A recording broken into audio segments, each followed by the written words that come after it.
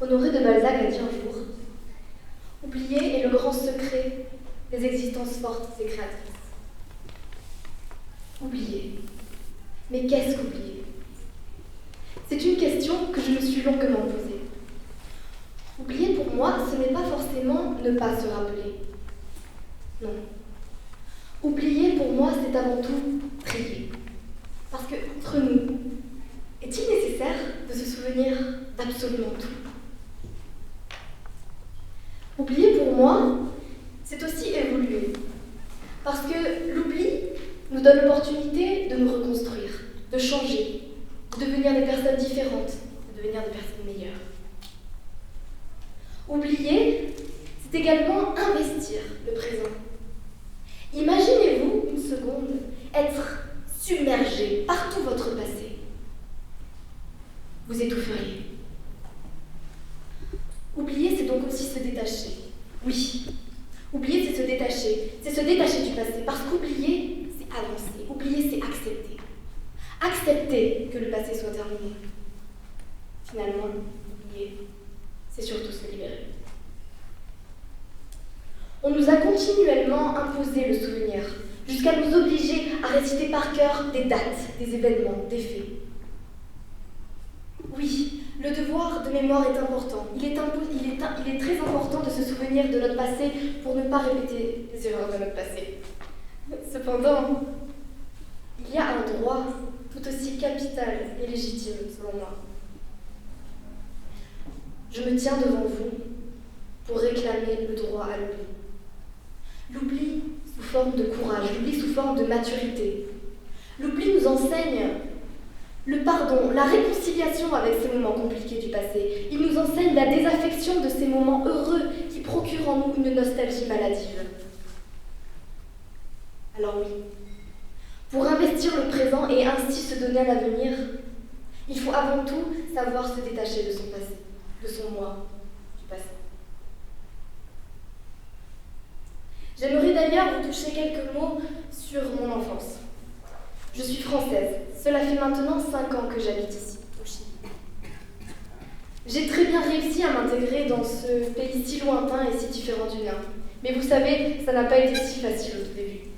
Les premiers mois ont été assez compliqués. Je ne faisais que me rappeler sans cesse des moments heureux passés en famille, entre amis, avec un mélange de profonde tristesse et nostalgie. Puis un jour, je me suis fait la même réflexion que je vous livre maintenant.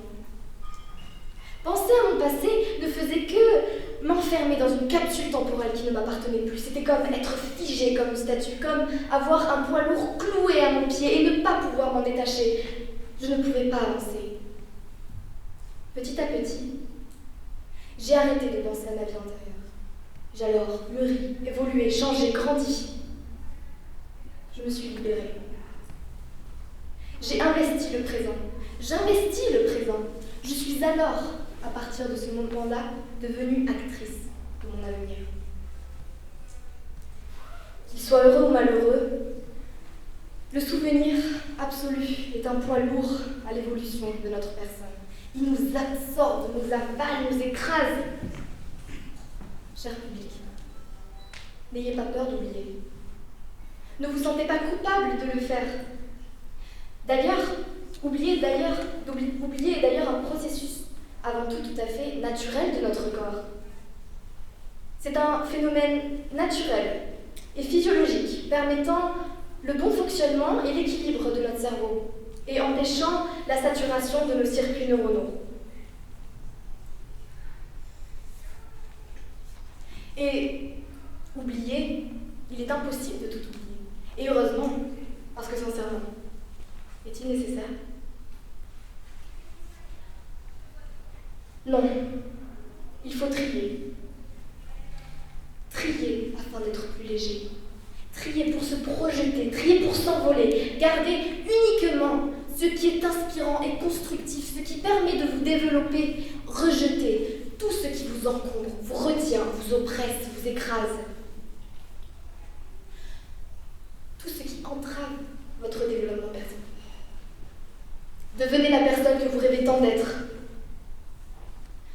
Osez vous détacher de votre héritage, que votre avenir soit un horizon libre, qu'il vous surprenne. Adrienne Choquette, une romancière québécoise, a d'ailleurs dit que ce qui préserve le présent de la plupart des hommes, c'est l'oubli du passé. L'oubli peut être également émancipateur. Malheureusement, la rancune est un sentiment universel qui existe à cause de la mémoire. La rancune mène parfois, et même très souvent, à la vengeance. On dit d'ailleurs que la vengeance est un plat qui se mange froid. C'est-à-dire qu'il faudra attendre le bon moment, et donc un certain temps avant de se venger.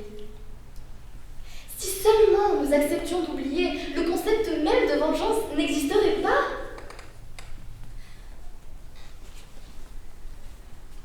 Il y a bien sûr des limites à ce que je viens de vous dire. Bien évidemment, certaines actions commises sont impardonnables et le resteront à tout jamais, certes. Cependant, j'ai une question. La vengeance est-elle nécessaire? N'est-elle pas plutôt un cercle vicieux, infernal? Je vous parle ici d'oublier dans le sens d'avancer. De ne pas rester coincé dans le passé à cause, et surtout à cause de la rancune. La mémoire cultive ici les ressentiments, les désirs malsains, la vengeance. Les relations entre individus s'en voient donc gravement affectées. Elles en deviennent d'ailleurs hautement toxiques. Les erreurs du passé restent dans le passé. André Mauroy, un romancier, a d'ailleurs dit que nos fautes sont vouées à l'oubli. Et c'est ce qu'elles méritent.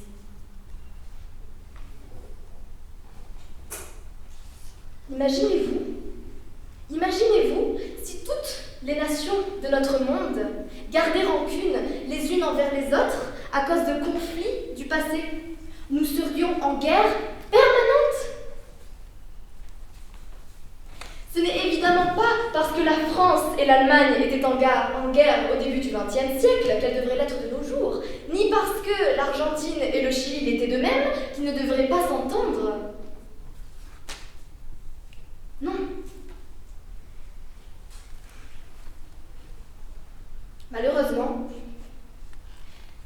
l'histoire passée est la grande justification de lâcheté et de problèmes de notre présent.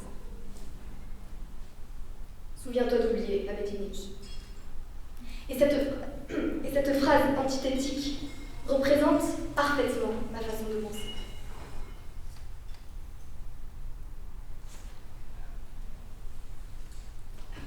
Il ne faut pas tout oublier, mais il faut savoir évoluer.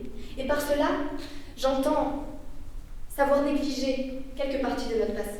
Le passé s'appelle d'ailleurs ainsi pour une certaine raison. Il est passé. Nous n'avons pas de gomme pour effacer le passé, mais toujours un stylo pour écrire le futur. Alors, tournons la page et écrivons.